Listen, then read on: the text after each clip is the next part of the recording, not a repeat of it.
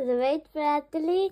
И днес ще отворим ето това, което беше 60 стотинки.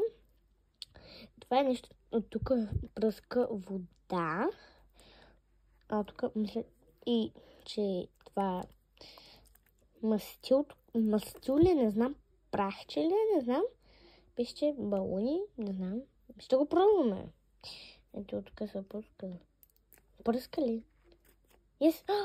Виж какво направи? И го купих от София. Беше в един магазин, ходихме на почивка. И го взех. Също взех и 10 киндер яйца. Ще ги отваряме.